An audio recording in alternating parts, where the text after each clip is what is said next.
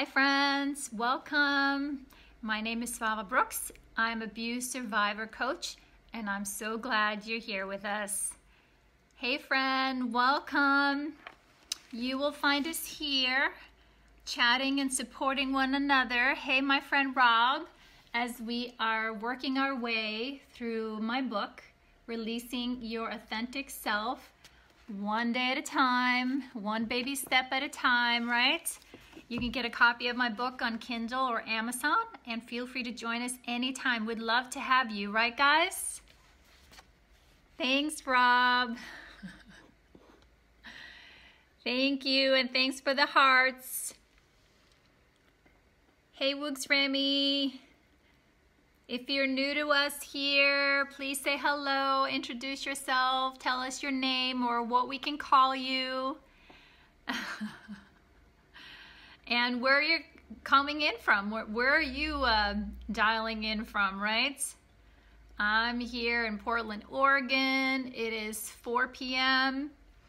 Pacific time. A few of our friends here are way on the other side somewhere. It's pretty late where you guys are, right? Hey, Magnificent, welcome. Please feel free to introduce yourself. I'm here, yay! She found a place with internet, woohoo! Yeah, we'd love to see some new faces. Well, thanks, Rob. Coming to you live from Portland, Oregon, right? I'd be a great radio host. Huh, you just gave me an idea. Maybe I should start a podcast. But I have way more fun doing this, so. And my husband always rolls his eyes at me when I come up with an idea. He's like, what else are you gonna do now? What are you gonna do now? Where are you gonna find time for this? Bless his heart. Bless his heart. So how was your day so far? If your day is coming to an end, was it a good one? This day went by like that over here. But it started nicely. You're still bedridden. I'm sorry to hear that, my friend. Sorry to hear that. That's no fun. No fun to be sick in bed. Keep sending you love. Keep sending you healing light to lift your spirit, and good. Nice. Good. And Sue has been traveling. She arrived at her destination in one piece, and she's safe and there for a retreat for this week. We weren't sure if we were going to see her, that maybe she was having trouble with internet, but maybe she's standing there hanging off a balcony or something. You got your signal? You're with us. Awesome. Super awesome. Exactly. Oh, good. Good. I'm glad they encouraged you to stay with us and stay connected to us, right? And that's the thing, you guys. Every person that's a part of the group, your voice matters, your heart, your spirit. We notice when you're not here. We do. So always happy when anyone joins us. So again, if you're here, feel free to introduce yourself or say hi. Let us know where you're from. We'd love to celebrate you, and I'm loving these purple and brown hearts. Always the best kind of combos here. So, did you guys start on the writing today? I actually know that Sue did. Her and another one of our friends in the group, they just have created a long stream of sharing back and forth. And Sue had to come knock on my door, so to speak, or on my Facebook Messenger. Svava, where's the post for today? And I'm like, I posted it earlier. But then when I went to check on my phone, it was still there in my drafts. I hadn't put the final button. Yes, between the two of you guys, you wrote a book. They wrote a book. So that's what we're in for today, a book. But I loved where you guys went with it, because the parenting issue can come up with us. Exactly. We know that feeling, right? Yep, that happens too. I'm just gonna share a quick comment, right? And then 1,000 words later, it's like, wait a minute, I did not intend for all that. Exactly, and that's the beauty of sharing, and that's exactly the intention here. You know, when one person shares a thought or perspective or an insight on an issue that perhaps is kind of in your life as a result of abuse or trauma, right? Then maybe somebody else is like, wait a minute, I hadn't thought about that. And even better, right, when we get to share how we're working our way through it. So I love groups. I love it when survivors of any challenge in life come together and help each other out. Just truly miracles happen. Miracles happen. So today, again, if you're new and listening, each day is an independent day, so you don't have to start from the beginning. You can dive in here with us anytime, anytime. But today we are on day 37 in the book, and I'm gonna read here our truth of the day and then the 2 questions, and then we'll see if we can come up with a book tonight. Let's go. So, when I began to heal, I realized that being a control freak was a toxic coping mechanism and the result of the abuse and trauma I had survived. Yeah, it actually was in a support group where I learned that. I thought it was one of my personalities, you know, traits. Very proud of it. Because I was a powerless child in a chaotic home, my emotional stability became a crazy roller coaster, right? Which led me to try to control every aspect of my adult life. As a result, I drove everyone around me nuts. I drove period. So questions, the 2 questions we're gonna consider here today. How do you try to control your relationships so you won't get hurt, right? Because that's what's underneath the control, right? And what would happen if you let go of that control? What would happen in your life, in your body, in your relationships, right? So, any thoughts on this one? I sat down and reflected on, you know, some things that, on control. My husband makes fun of it because I used to be the ice queen, very kind of cold and aloof and very rigid and controlling the rules, and it had to be just so. And I know it terrified my kids, my girls, when they were little, especially my oldest. I try to watch my tone and my voice when I say her name because I can still see her sometimes respond like she's in trouble. So I really tried to be very soft in my voice when I speak her name, because I was very controlling and kind of a cold mom when she was a baby. And I know I've had to love myself through that, feeling really bad about that, but I can't go back there. I have forgiven myself. We talk about it. We help each other through it. We talk it through. So, but what comes up for you guys?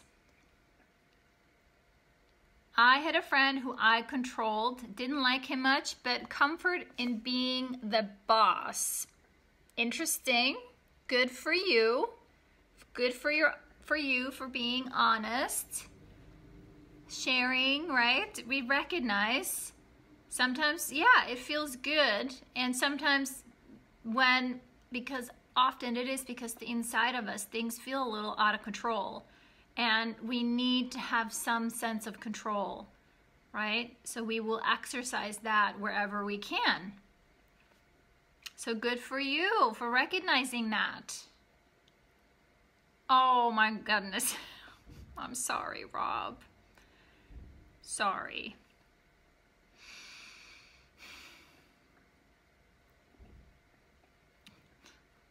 No.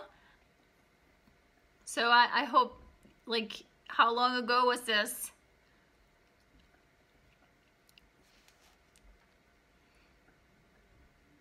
You realized it was all toxic. Okay, so 10 years. All right, so it's in the past, but you can reflect on that, right? Good, good. And because, I mean, for me, it used to be my husband. Exactly. You learned a lesson. Beautiful. And that's exactly all we can hope, right? Is that these, when we come upon these lessons, that we learn from them. A lot of the time here, Sue, I was the one being controlled, but I guess it was different with my kids. Yes, I hear you. Exactly. It can go, either we were being controlled, right? And so we end up turning around and controlling others, right? And definitely in my household growing up, I had no control, none. And I was terrified of, you know, my stepfather. And so, nope, no control. Exactly, exactly. Exactly. Being a teacher, yep. It was about controlling the classroom, keeping the kids in line, right? You know, exactly. I understand. I do understand. And I think, you know, maybe that was the biggest challenge for my husband and I beginning in our marriage, because yes, I think we were trying to control each other. And I focused a lot on, you know, him being the problem. He wasn't doing it right, or, you know, he was, you know, his rules were stupid, or I wouldn't, you know, just like we bickered a lot, you know, did not agree on a lot of things. And so it was hard. You know, he was the one who needed fixing, and he thought I was the one who needed fixing. So, and then when I had my kids, again, I think that's where it became, I don't say it became really obvious to me until they got older, when I kind of started to see, you know, and I was healing more, doing more deeper work, starting to see my behaviors and how my behavior was impacting the people around me. Like I would tell my husband, oh, I'm so easy to talk to. And he'd be like, no, you're not easy to talk to. I'm always waiting for you to just, you know, come for the throat, or you know, you're going to be really harsh or controlling or impossible to listen to me. And I'd be like, wait a minute, really? I'm not easy to talk to. I'm not a safe person to talk to. I can't imagine that today, right? But way back then, my body was hardwired to be on guard, and that was what I'd lived through my whole life. I was always on guard, defense, defend, defend, defend, defend. So anything coming my way, I wouldn't hear it, wouldn't take it in. So any particular scenario for you, Sue, that comes up? I know you had shared about it in the group. Thanks, Rob. I have progressed. Exactly. And today I'm the Queen of Hearts.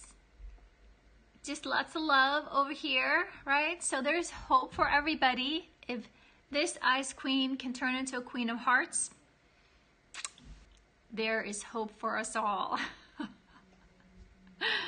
So really is. And that's actually, you know, my deep belief, because if you guys would have seen me 20 years ago, not the same person.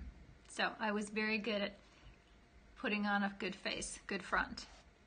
But what I was relating to when I was writing here, the answers for myself, I reflected on, especially when my oldest, when she became a teenager, because now that she was starting to go out places on her own, right, I couldn't control her environment. I couldn't keep her safe, right? And ultimately that's what drives us.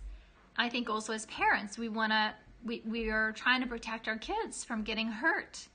But then, you know, we are also taking away from them maybe the lesson that they're learning to trust themselves, because we always, you know, get in there before they make their mistake or learn their lesson, right? And one instance in particular, you know, my 15-year-old, exactly, she was, you know, going out with her friends, and she was, you know, I had a problem with how she was being dressed. Exactly. And I kind of lost it. I just kind of, I don't want to say flipped out, but I ended up just having like a temper tantrum in front of my 15-year-old that, I wasn't going to let her out of the house like that. And she was just very upset and offended. And clearly it was like, Mom, you don't trust me. You're judging, how I dress and, you know what I mean? All the things that she was experiencing. So I hear you, Sue. You've tried to control your son's spending. He's like his father. He can't control money. Yeah, I hear you. I do hear you. So it's, we have to, empower our children with the information, right? And then maybe help them to set a plan and then kind of walk away. Yes, I hear you. Exactly. I hear you. I totally hear you. And I know, parents, can do this and there's nothing wrong with it, but if it becomes like chronic or something that, they depend on, without, problem solving themselves, then it's like we're taking away the opportunity for them to learn how they can become self-sufficient, right? So what happened with my daughter, when I kind of came to after this tantrum, I ended up just sitting with her, and just sobbing. I just cried. Exactly. Thank you, Sue. That's the best thing to do. That's the best thing to do. Get him a plan so he can be independent. Exactly. And with my daughter, I communicated, where this was coming from. And I can still remember it was pretty intense. It's interesting. I'm just having a visual flashback here for where we were standing when this happened. And she didn't understand why I was just flipping out like this. But so I just started sobbing. And then I told her, honey, when you leave this house, I can't protect you. And I ended up telling her, she was 15 years old then, I ended up telling her that I actually was raped when I was her age at that time. And so that I was, I think, just having, an emotional flashback, seeing my oldest looks a lot like me, thinking of her going out there and getting hurt the way I was or that I had been. So I sat with her, we talked through it, and it got easier, it got better. And it helped her to understand why, but for me, it was kind of the opening to the door of starting to notice for myself when I was starting to react a certain way, to kind of intervene on myself, so to speak. Hey, Mel, good to see you. Welcome. We're glad to have you. How are you? There she is. Ooh, I love those flowers. Thank you, thank you, thank you. Thanks for the flowers and the hearts, my friend. So we're talking about how we try to control our relationships so we won't get hurt, right? And so often we try to control the people we love, that we care about, or we end up, controlling our kids. So it's an ongoing thing, right? To kind of check in and to make notice, what's the fear that's driving us in all our interactions with people? And then also, what would happen if we let go of this control, right? I'm a completely different mom today than I was when my 24-year-old was young, right? Just a completely different version of myself.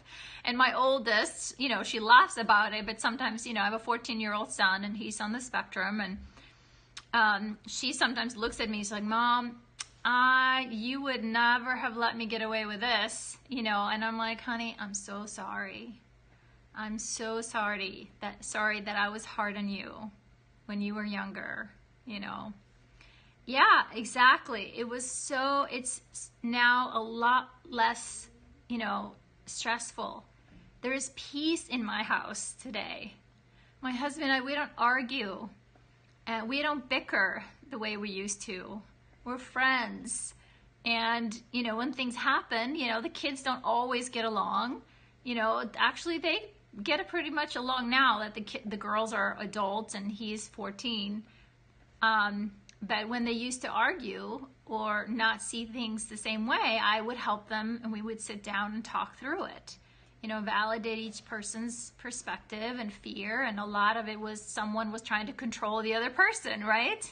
No one likes to be controlled. So I became more flexible. I became happier. I found myself a lot less worried. Worry is toxic. Worry is a waste of time. Really is. Really started focusing on instead of spending all this time, you know, looking around corners thinking that, oh, this won't happen or this won't go well unless I have a say or I have a finger in it, right? Is to pull back and see, you know, how my kids gonna handle this. So, yeah, my relationship, all my friendships also became a lot easier and more authentic. It's like when we show up in each other's lives, not, you know, I know none of you is going to try to control me, and I'm not trying to control you. I'm here to listen and support you as a friend. I know it's hard, but it's like when we get to be our authentic selves. You know, when I show up to my friends, in my relationship with my friends, they're not trying to control me or tell me what to do or who to be. They're just happy with me being who I am. And so that's why I treasure those friendships. But it didn't always used to be that way. And I did have some people in my life that tried to control me. When we recognize control, it's easier not to be controlled too. Exactly. And because it's often when people are doing things, right? Exactly, we see it coming. And it's like when people do or say things, it's just them doing or saying something. How you respond to it is really up to you, right? You get to say, sorry, it doesn't work for me. I hear you, Rob. I hear you. Most of us, you know, growing up, probably didn't even know the truth of who we were, right? We tried to be something to fit in. Most young people, I mean, that's what my son, 14-year-old, is going through right now. He, you know, actually comes home and he's like, oh, it's so good to come home. I get to be me. And I talked to him about it. I said, well, why don't you try just to be you at school? You know, you don't have to be the clown or you don't have to be whatever. And he's like, well, I try, but sometimes, you know, he thinks that they'll like him better when he is a certain way with certain energy or whatever. But yeah, it's interesting. That's something that we all need to kind of navigate. Like, who am I? And then it's like to make note, as we were talking about, realizing when we grow up in unsafe environments and perhaps where we were being controlled and we were constantly afraid, right? We have all this emotional upheaval inside. We're trying to control that. We're trying to make sense of it. So we try to control our outside world. I used to think it was all my fault. Now recognizing what others say is about them and not about me. Exactly. It's so important to remember that. And again, it feeds into our filter, right? We think everything's our fault. So the minute you start to think that, you know, what's happening with them is because of you, then you're taking it in through that negative belief, you know, that false belief. Exactly. Then you're thinking, oh gosh, what did I do wrong? And then you respond frantically trying to fix it, right? Or make it better. Whereas like, wait a minute, you know, what's going on over there? Maybe they're just having a bad day. Or maybe, you know, we don't even know half of it. Instead of just like, well, I'm going to ask a question. I'm going to get curious. Like I told you guys just a few weeks ago, a friend of mine kind of had a little breakdown and, you know, reached out to me and that she was upset with me, that I had somehow betrayed her or whatever. It went on for a little bit. And I was just like, you know, in my mind, it was like, wow, that's interesting. Just like, that's very interesting, you know. And if anything, I felt just a little sad that, you know, is this a friend of mine who, you know, what's happening? Because this is not at all what's been going on in our support and love for one another. So, but when I got her on the phone, like I told you guys a little bit about this, is that, you know, I just said, I'm here to listen. I'm just really curious what's going on with you. And then I just really went into my heart and just sat in vulnerability, totally knowing that this really wasn't about me. There was some upset going on over there. I'm just going to sit and listen. And then I'm going to ask what's going on and ask for clarification. And as she went on and on, I was like, this is not about me at all, right? And then towards the end of it, you know, I asked some questions and invited her to take a look at what was really going on. Exactly. Yep, exactly. I investigated because I know who I am. And the person she was talking about or referring to, that's not me. That is not me at all, right? So if her thinking something about me was like, there's a major misunderstanding. And if she's my friend, we're going to sort this out and I'm going to trust that. Or there's something else going on and she won't be in my life if this is the story that she's creating about me. So, but after a little bit, she saw the truth. She heard me and she apologized and she felt really bad and understood what had happened. And I was compassionate and loving with her, and I didn't judge or criticize. I'm like, hey, it can happen to anyone. But thank you for coming and talking about it, right? But basically her fear turned out into these, like this massive controlling and assumptions about me that I was like, wait a minute, I'm not even gonna respond to this.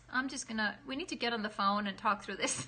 So, exactly, Sue, and that's it. And all the work that we're doing here, guys, each layer that we're digging deeper, taking a look at how is, you know, the fear from my childhood impacting my behavior, my thoughts, and my feelings that I'm sending out in the world, right? Is it coming out of fear or shame or being bad or not being good enough, right?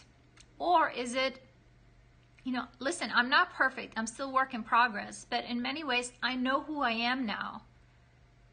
I know who I am. I know what I am. And I know why I'm here. And I know how I serve. So anything else that happens, I'm like, that's interesting. Tell me more. I'd like to know what happened. So, and that's the job we're doing here. One page at a time, right, guys? One day at a time. Just kind of pulling back gently the layers. And sometimes I know it can feel like we're clawing our way through, and that's where we need to apply a lot of kindness and compassion towards ourselves. Like I mentioned earlier, for myself as a parent and as a controlling, you know, wife for many, many years, I'm sure I drove my husband nuts. Glad he didn't just, I'm out of here, right? He stuck with me. We're still together. He's still my best friend. Good, exactly. And the compassion needs to come in because, you know, this was your biology. It's like you were driven to defend yourself because you thought you needed protection, right? And so to be kind towards yourself, it's like, it's okay now, right? It's okay, baby girl. The part of us that's scared, it's okay, sweetie. I'm not going to let them hurt you. No matter what they say, I'm not going to let them hurt you. It's not about you. It's not about you.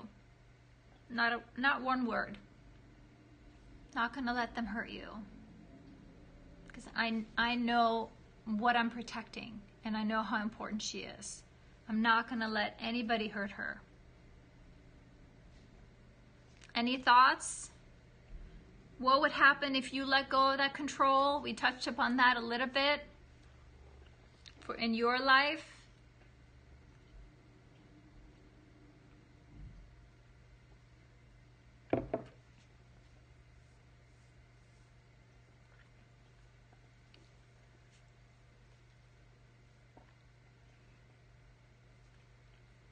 I was also reflecting, Sue, on what you had shared, or I think it was LaDonna, about, you know, being a parent. I had a phase where I did, and it was such divine freedom. Exactly. It is freedom. It is. Because the truth is, if we think about it, we really don't have any control. None. We don't know what's going to happen tomorrow, right? And we only can do something about where we sit right here, right now. Like, being in our bodies in this conversation is really the only place we have some input, right? In this moment. So it doesn't help to worry about the future or worry about other people's future, right? It's more about, okay, yes, if there are your children, how can we best support them? Parenting stepson, I had to learn to do opposite of my impulse. Yes, exactly. I hear you. And that's the difference between who I am today as a parent, but who I was as a parent. And the interesting thing is sometimes, you know, my oldest, which I'm going to be a mess. Guys, I'm just giving you a warning.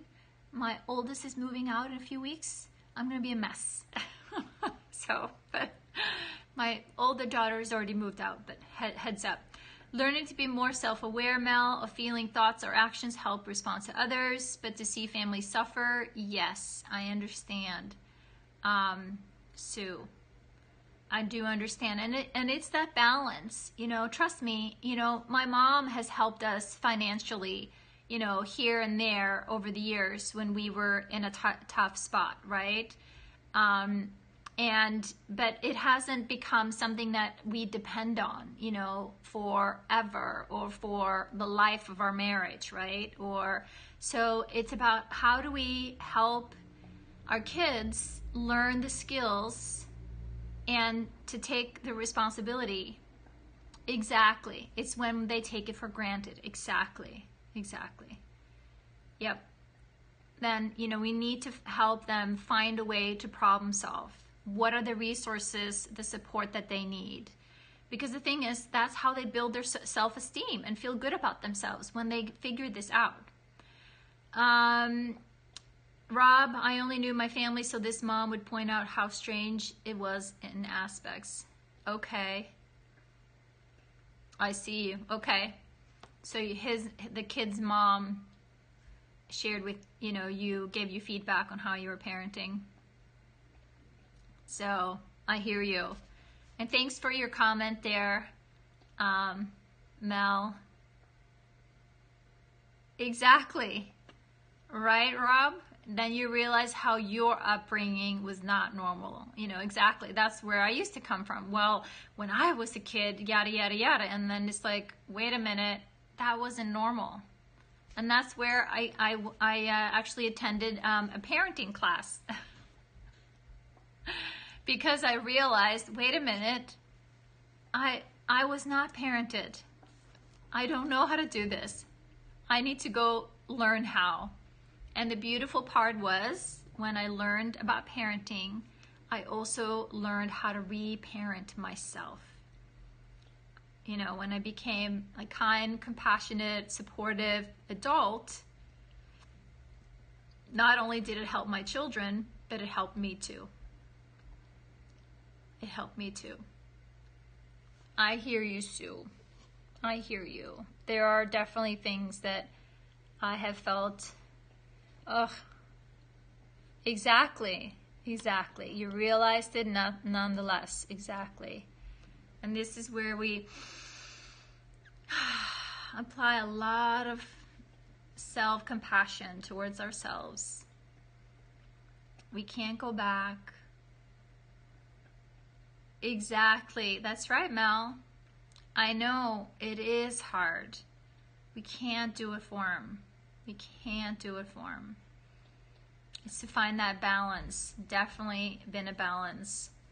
And again, like with my son who's on the spectrum, and he has needed a lot of support from me for many, many years, but now I'm pulling back more and more and letting him figure things out on his own. I hear you, Sue. I hear you, Sue. But your son, just like you, is capable of learning. So trust that when he is confronted with something needing to change, he, just like you, will step up, take the opportunity, and make things different for himself. Again, we can't make other people change, right? It has to be our choice we each do for ourselves. Yep. I know. I hear you. I hear you. I hear you. I hear you, my friend. Do hear you. Yes, we do feel you. Absolutely.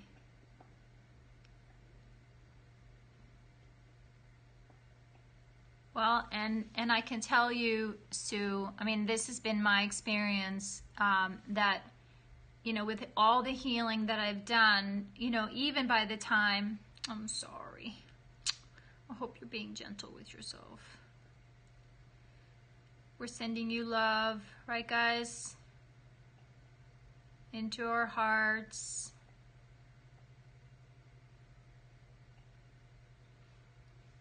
And Sue, you did it because you love him. You love your son. You want things to be right. You want him and your grandchildren and his wife to be okay. You're doing it for all the right reasons. I understand. And you're here now, and you're doing your work, which is the most important work that each of us can do. Even if our kids are all grown up. Like, there's things that I did or did not provide. I know. Exactly. I mean, that's what I did to my oldest. I was extremely controlling with her because I didn't want her to get hurt like I did. But I can see now it's done some harm, and she's going to be working on that for a long time. She's doing a beautiful job, but still, there are things that I know. You know, she was with me and her dad when we were, you know, young parents. She struggled a lot. We fought a lot. Things weren't fun or pretty around her a lot. I can't go back and undo that. But I know she's still benefiting from the healing work that I'm doing, that I'm still actively working on myself, that I'm still actively, you know, becoming the kind and loving person, you know, my most authentic self, which I believe we're all here to do. And so each time I pull back another layer, I am providing more freedom for her too. I'm giving her permission to let it go too. She doesn't need to hang on to any of that any longer than I need to. And I believe that, you know, she, just like me, and for your kids, Sue, just like you, they're strong individuals. Exactly. They will find their way. They will be okay. They will be okay.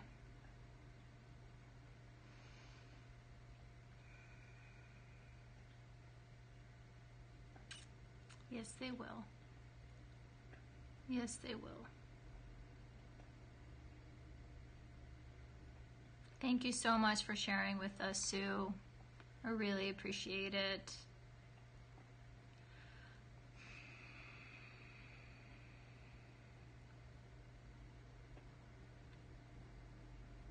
I can feel your love for them. I can. And I know we do everything for our kids. We'll do anything.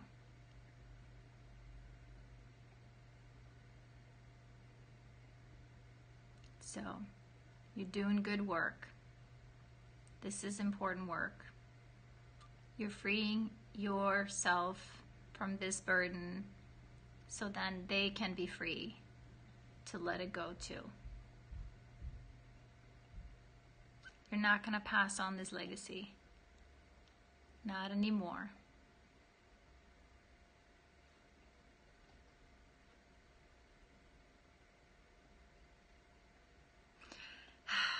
Any other comments, thoughts, my friends?